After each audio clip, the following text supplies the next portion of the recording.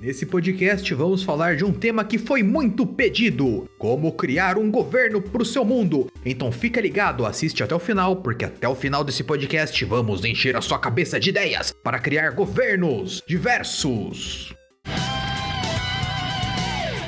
E se você quer receber mais dicas para criar governos incríveis, fantásticos ou até os normais que temos aí pelo mundo, se inscreva no canal e ative o sininho, porque esse canal aqui, esse podcast, te entrega agora world building de governo, para a gente criar várias estruturas, de nobres, a ditaduras, a democracias, teocracias, o caralho a quatro. E como eu sei que você tá assistindo, curte esse conteúdo, já senta o dedo no like. Assim você ajuda esse vídeo a chegar a ter mais criadores de mundos igual você. E também dá aquela força pro canal. Eu sou Gaku, Supremo Chanceler em ascensão a Imperador Galáctico. Resumindo, eu sou o RPG. E eu sou o Zauardo, a mente por trás de todos os governos, porque eu sou o mundo.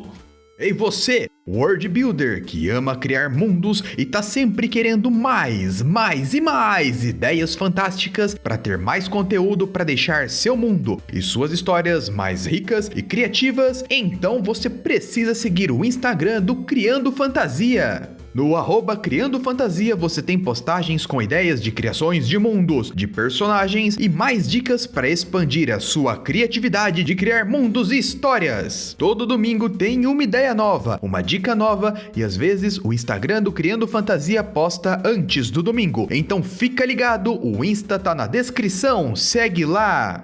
E você que está nos assistindo, se você tem algum projeto relacionado a RPG, World Building, escrita, faça aqui seu anúncio com a gente. Entre em contato lá no nosso Discord ou no direct do Instagram pra gente combinar certinho e fazer o seu jabá aqui no podcast.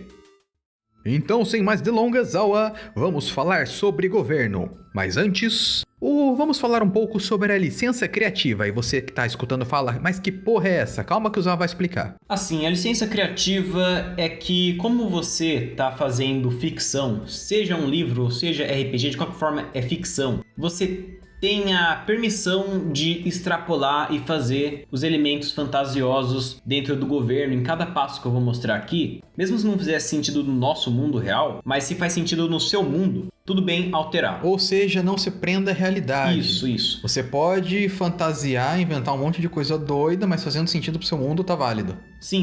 E não precisa nem dar uma explicação muito profunda do porquê as coisas são assim. É mais, tipo, se você mostrar a sociedade funcionando com esses elementos fantásticos, tá de boa. Muitas vezes, então, é bom também deixar uma coisa muito misteriosa. Uma das formas de governo, o Ministério da Magia do Harry Potter, eu não faço ideia do que os caras trabalham lá. Pra mim, o emprego dos malucos não faz sentido, porque eles vivem no nosso mundo. Então, toda aquela burocracia que eles têm, aqueles prédios, um monte de cargo, um monte de coisa, alguns faz sentido lá, que o cara do Caldeirão, do canal Caldeirão Furado explica umas paradas, mas o resto que eu vejo no filme, cara, não faz sentido, eu nem sei. A grana, o dinheiro bruxo, aqueles talento de ouro, eu não sei que porra que é. Pra mim não faz sentido assim, aquele negócio. Tem muita crítica com esses aspectos do world building da J.K. Rowling, porque ela vai criando na louca, assim, durante a escrita dos livros, o que deixa até bem misterioso, assim, funcionou de qualquer modo. Deixando claro, sim, faça da sua forma, de acordo com o mundo, não precisa se prender com a nossa realidade. Ainda mais que esses elementos fantasiosos e a magia no seu mundo, com certeza vai mudar a dinâmica de como funciona o poder. Vai influenciar as políticas no mundo. Influencia tudo, sim. Então a primeira coisa que a gente precisa saber para um governo, para começar a criar um governo, para pensar no governo de um modo mais fácil, quem é o manda-chuva? Tá ok? Quem que manda nessa porra, tá ok? Como é que é? Quem rege esse governo, tá ok? Como é que é? Fala aí pra gente. Então, essa primeira coisa é boa de se pensar, porque é uma grande oportunidade também de você deixar esse governo aí único e também vai meio que o cartão de visita desse governo também. Isso e também o próximo tópico que a gente vai falar. Se o governo é de acordo com a classe social, se você escolhe uma classe social, se você escolher, por exemplo, chefes militares que são os manda-chuva no governo, ou magos, daí uma magocracia, ou filósofos, uma noocracia, ou sei lá, piratas, ou mercadores, tanto faz. Isso já dá uma sensação já traz todo o tropo. Isso. Militares no poder, uma ditadura. Magocracia, a gente pensa até num governo com um mundo mais mágico. Isso, mas não necessariamente, né? Sempre dá para subverter os tropos, mas quem rege é meio que o cartão de visita. E outro exemplo legal, fantasioso também, é se quem rege os mortos ou os mortos-vivos, vira uma necrocracia, já traz um bagulho muito mais tenebroso pro seu mundo. O Dark Lord. Sim, Dark Lord. É qualquer classe social aí que fizer sentido no seu mundo. Isso lembrando da licença criativa. Então agora pro regime. A gente escolhe então quantos regem esse sistema de governo, né? Sim. E dentro do regime, existem daí os 3 tipos aí, de forma resumida, né? Porque dá pra entrar muito mais fundo em tudo a ver com governo, política, ainda mais que não é uma ciência exata, então... A gente então pode ter, primeiramente, o clássico, que a gente tem em muitos sistemas de presidente, mais ou menos, né? Que é um regendo, digamos, a autocracia, Júlio César, Napoleão... Luís XIV. A autocracia, o governo vai estar na mão de uma figura e que ela é realmente a que manda naquilo. O senhor soberano. Tipo isso, sim. Já na outra, se são quantos regem poucas pessoas, daí vira uma oligarquia, que chama. Que daí, esse grupo, ele tem o poder real. Então, mesmo se existir um título como imperador, mas a corte do imperador, os vários nobres que fazem parte do império, eles têm bastante poder, então eles que mandam, é a corte, entendeu? Se é um grupo de magos, tá? A magocracia lá, é o grupo de magos, sei lá, que vai debater as coisas e vai mandar no governo. E não só o mago rei, tipo aquele mago do Magi, o Kingdom of Magic da segunda temporada do Magi. Aquilo é uma autocracia magocrática. Agora, uma oligarquia, você já vê que é o grupo que manda. É sempre bom ter um representante pra sua história. Isso me lembra que eu falei de Napoleão na autocracia.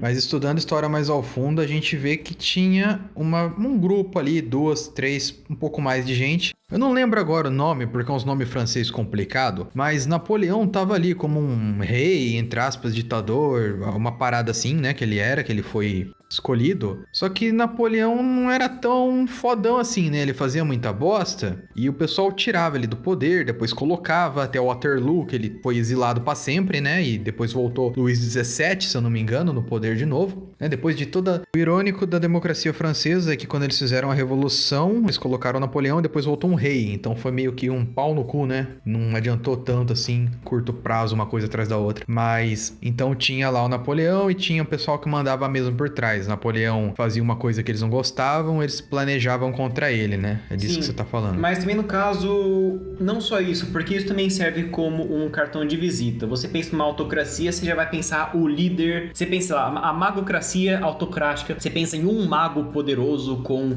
os magos abaixo dele lá, poderosos. Você pensa numa oligarquia de magos, você já pensa em um monte de magos poderosos, uma assembleia de magos. E daí vem a última forma aí de regime, que é a democracia. O Senado Galáctico.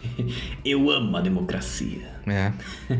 Em que a democracia é basicamente que não necessariamente todo o povo, porque tipo na Grécia só homens, cidadãos livres, acima de tantos anos podiam votar, então dá pra você limitar a sua democracia, assim. A democracia francesa que eu falei tinha uns 3 partidos doidos lá também, era uma briga atrás da outra, né? Democracia feita com sangue! Sim, só loucura na história. Mas aí a democracia, o povo, assim, quem consegue votar, que vai decidir algumas questões do governo, vai pelo menos, normalmente por eleição aí, eleger os seus governantes. Seja de uma maneira direta ou indireta também, que também tem vários tipos de democracia. E não necessariamente é algo que seja livre. Talvez aí, se fizer sentido no seu mundo, dá para os caras elegerem o equivalente a um manda-chuva ditador. Daí, por algum motivo, os caras pelo menos conseguem eleger isso. Eleger os representantes, mas não conseguem realmente interferir no governo. Então, até o próximo mandato, os caras mandam qualquer coisa assim. Então, vamos falar agora da legitimidade. Como é que o regente se diz legítimo do poder?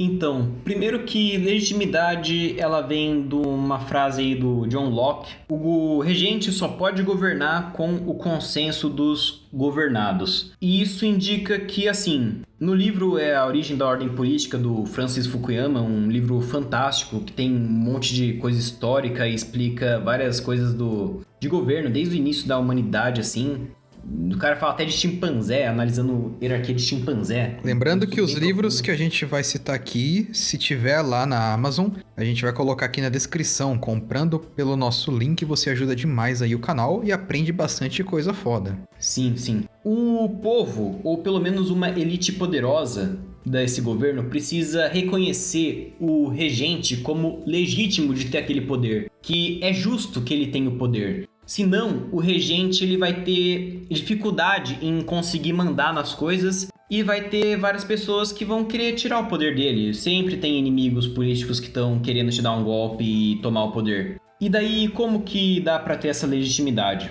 Normalmente, uma das maneiras pode ser a religião, de que, por exemplo, na Índia, a classe de sacerdotes Brahmin, eles que reconheciam a casta que é abaixo deles, que de guerreiros e políticos, ele reconhecia como um líder legítimo de tal reinozinho lá. Igual também na Europa medieval, que os caras pediam pro Papa. Eles iam até o Papa, pro Papa consagrar eles como reis em nome de Deus. Sim, então isso vem da divindade. A divindade falou que é justo esse cara ter o poder. Numa teocracia, a mesma coisa. O cara é um representante do Deus, ou até é a encarnação do Deus. Tipo no Império Inca ou no Egito. Então ele era legítimo por causa disso. Mas também, por exemplo, numa monarquia, a família...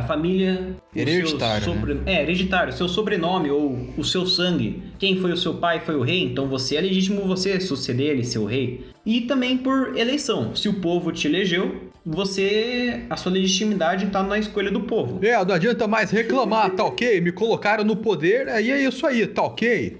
Pô. Tipo isso. Ou pelo menos numa eleição feita aí pela elite poderosa. Porque se o povo que não consegue fazer nada aí não gostar do líder, foda-se, é a elite que importa que vai ajudar. Se eu não me engano, na época do Dom Pedro I era assim, né? Que tinha uma elite no Brasil, né? Imperial, do primeiro imperador, que eles que mexiam no Senado, lá que tinha no parlamento, era mais ou menos uma mistura de tudo que tinha ali, só eles que conseguiam votar, né? Era elite, aristocracia, digamos. Não necessariamente nobres, mas era de propriedade também, só podia votar. Os burgueses, né? Sim. Isso daí também, se não me engano, entra em democracia o nome, de que os donos de propriedade mandam nas coisas. E na legitimidade, pode ser também, lembra, licença criativa, qualquer coisa. Então... Uma coisa que eu pensei que você falou de magocracia, eu pensei que só quem tem direito... Se for, por exemplo, um mundo, D&D tem um cenário que é o Dark Sun, que tem os magos, não tem tanta magia, mas os magos que conseguem ter a magia, feiticeiro, não sei, tanto faz, eles são os lords dos reinos. E então, uma magocracia, por exemplo, é você conseguir soltar magia. Então, para você ser daquela oligarquia de magos, primeiro você tem que conseguir ter habilidade mágica. Sim. Aí você é escolhido pelo grupo. É um dos formas. Agora também tem, por exemplo, digamos que é um mundo que tem muita magia, mas só quem consegue soltar magia consegue votar para o Conselho dos Magos. Sim, aí o Ministério da Magia. Democracia magocrática. Mas então, eu tenho um exemplo muito da hora de legitimidade, que é da China Antiga. Pra você ver como que a legitimidade é literalmente qualquer coisa que dá motivo para o pessoal reconhecer o regente como o líder legítimo do governo. Que é o Mandato dos Céus. Olha que nome foda, Mandato dos Céus. Fala aí. Porque era que, tipo, os céus escolhia o imperador chinês. Na China, os caras ficavam toda hora meio que um golpe de estado atrás do outro, trocando a dinastia. Então precisava inventar algum motivo que dizia: não, a gente não é só um bando de usurpador que tomou o poder de repente. Que foi a dinastia Zhou, que não sei se pronuncia, mas a dinastia Zhou que inventou. Uma dinastia começava a passar por problemas tipo da natureza, de desastres naturais, ou o povo estava infeliz com aquilo.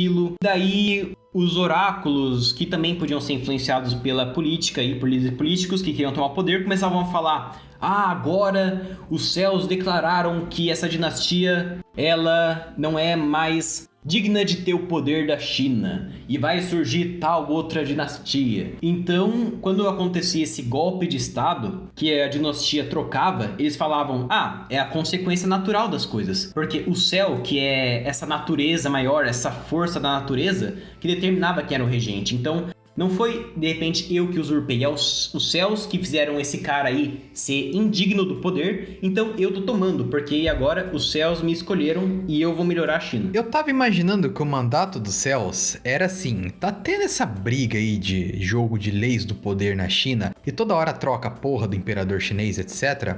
Eu pensei, bom, vamos fazer um mandato dos céus, que o próximo que chegar fica, e pronto, os céus manda que ele fique. Só que não, então ele só fala, tá vendo esse rolo que dá? É coisa dos céus. Sim. Aí que tá toda hora troca. Não, mas é normal, população, fica de boa que é assim mesmo. Sim, é um ciclo.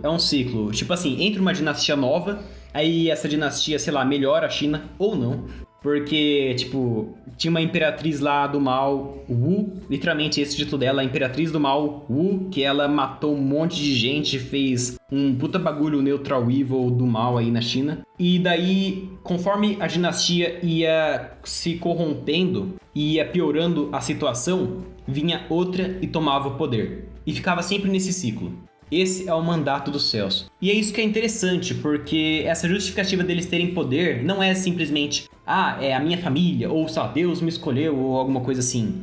É esse negócio da própria natureza e de ter esse ciclo ser algo natural. Isso que eu achei mais interessante do mandato dos céus. Entendi. E você que tá escutando, tá curtindo as dicas? Dá uma força pro nosso canal. Na descrição tá o link do Apoia-se. Com apenas R$2 você ajuda demais a gente, que tá sempre aqui, trazendo conteúdo pra você de grande qualidade de world building, RPG e escrita. E o nosso agradecimento especial aos apoiadores do canal. São vocês que dão a maior força aqui pra gente, S2. Então, continuando, como funciona a transferência de poder? Como se escolhe o regente? Então, isso é qualquer coisa que vai fazer com que o novo regente assuma. Por exemplo, assim, o mais comum é por sucessão no mundo real, porque naturalmente a gente quer que a nossa família ou os nossos amigos tenham o mesmo status que a gente quer ser altruísta com essas pessoas. Então, sucessão é tipo o rei, o príncipe, sei lá, o primogênito, vai ser o próximo rei. Já uma indicação de o rei fala tal pessoa vai ser o novo rei. Ou também pode ser por uma prova. Por exemplo, tipo no Dr. Stone, aquele negócio de passar por aquela... meio que uma... Gincana, não. Uma competição aí pra ver qual que era o melhor guerreiro, assim, pra se tornar o novo chefe da vila. Uma eleição também é tudo a ver com como que o poder vai passar do regente atual pro próximo. E o que eu achei interessante em um dos livros que eu li, que é o Elantris do Brandon Sanderson, calma porque não é um spoiler, é que assim, o governo de lá, a sucessão funciona através da riqueza. De que como os reis lá, os nobres, eles eram mercadores, o cara fez um sistema que assim... Se a gente vai fazer um levantamento da sua renda no final do mês, se eu não me engano. E se você tiver mais renda do que os outros nobres, você é um nobre de cargo superior. Então, se o rei é o cara mais rico de lá. Se alguém tiver mais riqueza que o rei, ele se torna o novo rei. Ah, entendi. Que daí também, de novo, licença criativa. Ou seja, o Elon Musk é o rei do mundo. Se o nosso governo transferisse assim o poder... mas daqui a pouco ele já é imperador de Marte. Daqui a pouco o cara já vira uma autocracia anarcocapitalista em Marte. Aqui já tá construindo cidade nos Estados Unidos. O cara vai mexer em tudo no mundo. E o que limita o poder do regente? Então, essa limitação... Primeiro, vamos falar de se nada limitar o poder do regente. Se o regente tem todo o poder nas mãos dele, ele vai virar uma tirania em que ele vai poder... Ou as decisões que ele tomar vai ser aplicada de uma forma muito rápida. E se ele for bom, ele vai melhorar bastante o país, o governo, o rei. Tá. Ou vai acontecer igual na China, que quando vinha um imperador que era do mal, ele não tinha nada limitando o poder dele e o Estado era bem forte, então ele fudia a China. O cara que unificou a China, da dinastia Qin, ele era um desses. Ele unificou, só que matou, na verdade enterrou vivo um monte de filósofo, de sábio, de confucionismo, que é a filosofia de lá, então foi horrível. E a China tinha esse problema. Quando vinha imperador bom, decolava, e quando vinha imperador ruim, afundava totalmente. Uma coisa que é interessante, que muita pessoa pode não saber, é que na Alemanha nazista, Hitler não era um poder absoluto, tanto que Hitler começou a ficar louco de droga e começou a fazer muita bosta. Ele começou a falar, nossa, e se a gente invade a Rússia, pensou? Aí o oligarquia nazista tava pensando, cara, Hitler já deu, tá louco, tá doido, tá um velho louco. O que vamos fazer? Ah, ele vai se reunir ali, vamos meter uma bomba, a gente explode ele, pronto. Não conseguiram explodir ele, não conseguiram, ele sobreviveu. Mas ele não tinha um poder totalmente absoluto. Tentaram ali, não conseguiram, mas muita gente comprava a ideia dele. Então ele ficava meio entre esse absolutismo, né? Sendo nada, né? Parando o poder dele, e tinha um ou outro ali que tentava, mas acabou não conseguindo. Sim, e então, limitar o poder do regente serve exatamente para evitar essas coisas. Para controlar e verificar se o regente está agindo de uma maneira que é boa. E daí, no Origem da Ordem Política, tem dois tipos de coisa para limitar o poder do regente. O primeiro é a regra da lei. Aquela que perante até os imperadores se curvam. Que nome foda, hein? A regra da lei. The Rule of Law. Enfim, a regra da lei são leis que estão acima do poder do imperador, aí do regente, e que ele deve seguir, e que normalmente vem da religião ou dos costumes, do consenso do que é certo para aquele povo. Então, por exemplo, se a religião diz que o imperador não pode matar o povo quando o povo reclama aí do governo dele. Um exemplo bem ruim aí, mas... Que o chinês, você falou, fazia, né? Não, o chinês não tinha regra da lei. Não, por exemplo, entendi, os filósofos, você tá reclamando, deixa eu te enterrar vivo. Isso, a regra da lei vai impedir isso. E qualquer lei que os legisladores fizerem vai ter que ser subserviente a essa regra da lei. Então, tudo vai obedecer a ela. Sem essa regra da lei, o cara ele vai conseguir fazer qualquer lei que ele quiser na louca. Então, se o cara... Na China também acontecia. O cara tinha uma propriedade dele lá, a fazendinha dele, o imperador podia chegar, não, agora isso aqui é meu, sua casa é minha, sai daqui, senão eu vou te matar. Aí, se tiver a regra da lei, que também pode vir através de instituições, igual hoje em dia, por exemplo,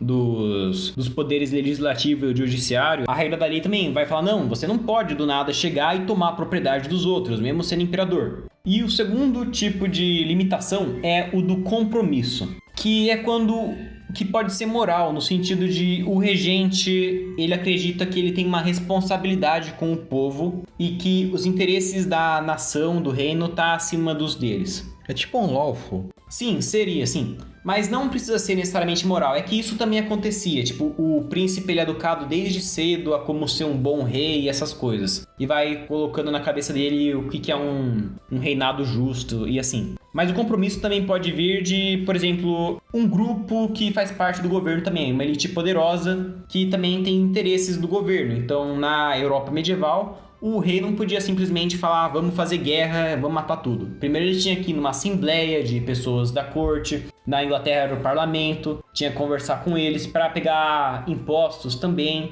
E esses caras também controlavam o poder do rei. E assim, eu disse que esses negócios de limitação do poder do regente é bom, mas ele também pode ser ruim. Se o Estado não for forte bastante, as limitações podem fazer com que o rei não consiga fazer nada, mesmo se for bom pro povo. Então o rei vai tentar fazer uma mudança lá que vai beneficiar todo mundo, e os caras falam, não pode fazer isso não. Que foi o problema da Hungria, que o Estado não era forte o bastante, só que as limitações eram, então não conseguiu sair do lugar. E o importante, o ideal assim para um governo bom é que atingiu o balanço perfeito na Inglaterra, em que o Estado era forte, era unido, mas ao mesmo tempo tinha o parlamento, tinha a regra da lei, tinha o compromisso com o povo. Então eles conseguiram juntar exércitos, conseguiram fazer um governo que não era tirânico e virou uma potência mundial. Mas lógico, no seu mundo, para criar uns governos bem fudido, de ruim, é só tirar essas limitações. Então vamos agora falar como os 4 poderes funcionam e se expressam.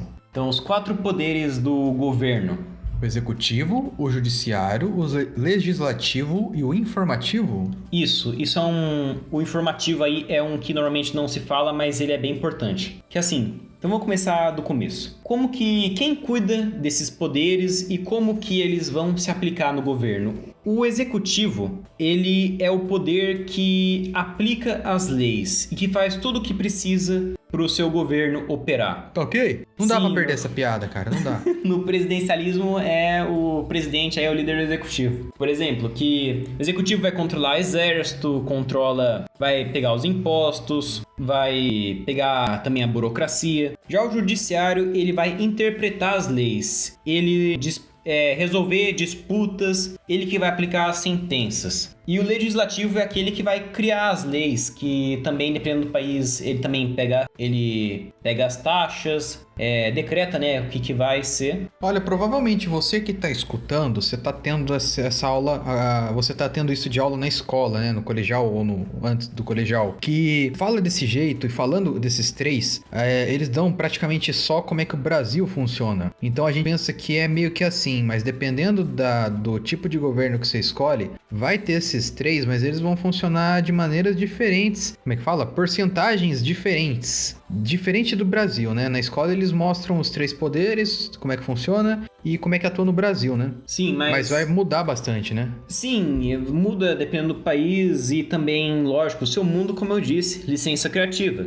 E também se entra naquele lance de se esses poderes estão juntos ou se eles estão separados. Que também, se tiver separado, pode ajudar também a virar um tipo de compromisso ou regra da lei para não virar tirania. Mas, por exemplo, e se o judiciário e o legislativo eles forem o mesmo poder? Ou se o legislativo e o executivo? E se o mesmo cara que ele vai criar as leis, ele dá para outros caras interpretarem e aplicarem as sentenças? Aí as sentenças desses juízes, o cara que criou as leis também vai mandar aplicar essa sentença, entendeu? Dá para mexer bastante com isso. Eu tenho uma grande... Eu acho que o Ministério da Magia, né, ele é baseado no parlamento lá inglês, já que ela é inglesa. Não tenho certeza. É porque eu lembro agora do filme que no mesmo prédio tem tribunal, não sei. Mas eu acho que ela deu uma mexida. Parece que o Ministério da Magia é um prédio que faz tudo. Lá tem o Ministro da Magia, que cuida das leis, aí tem tribunal, aí tem... É porque eu fico pensando, não tem tanta coisa, né, tipo... No máximo não daria pra pensar que talvez os caras regula feitiço, sei lá, de criação de feitiços, se for possível. Talvez impostos de criação de varinhas. Mas eu duvido que ela desenvolveu a fundo isso. E o último poder, o informativo, que assim, querendo ou não, a mídia e como as pessoas têm informação altera o governo. Por exemplo, se o candidato consegue falar com um monte de pessoas e convencer as pessoas a votar nele, quando, sei lá, ele paga a mídia pra falar bem dele, vai vir mais voto pra ele, ele vai conseguir o poder. Ou a gente sabe de uma forma muito fácil de você virar presidente do Brasil. Você vira meme em rede social. Também. E também a gente vê até o poder da informação em tudo, em reputação de youtubers, em reputação de qualquer um. Dependendo se você vê que o cara fez algo bom ou algo ruim. Felipe Neto faz hack no Minecraft e todo mundo caga pau em cima dele, vira uma guerra civil. Sim. Então, daí no seu mundo como que é? Quem que controla as informações? É um órgão separado que ele vai querer ser o mais transparente possível de realmente dar informação verdadeira sobre o governo? Ou é os poderosos que mandam aí falar qualquer coisa de boa do governo para ter mais apoio? São arautos que vão ir nas vilas e falar o que o rei quer que ele fale? Ou vai ser um jornal ou qual boca a boca mesmo? Os padres também que vão dar essas notícias no final das missas e pedir pros moradores fazerem tal coisa? O que é no seu mundo? E lembrando aqui que nesse primeiro podcast de governo a gente tá fazendo mais uma introdução, né? Se você quer desses temas que a gente falou, você quer que a gente se aprofunde em pro seu mundo, para dar mais dicas aí de world building, para escrita, pro seu livro, pra sua história, comenta aí pra gente qual tema você se interessou mais, qual tipo de governo, baseado no que a gente falou, você acha interessante para colocar no seu mundo, ou se o seu mundo já tem vários governos, ou pelo menos um, comenta aí pra gente dele, como é que ele funciona, coloca os pontos deles aí no comentário, comenta aí pra gente ver a sua história, né, saber das suas dúvidas, pedidos de vídeos, né, a ver com o governo principalmente, pede aí pra gente nos comentários pra virar os próximos podcasts desse tema também, que a gente vai ler aí, vai te responder e é isso aí, deixa nos comentários.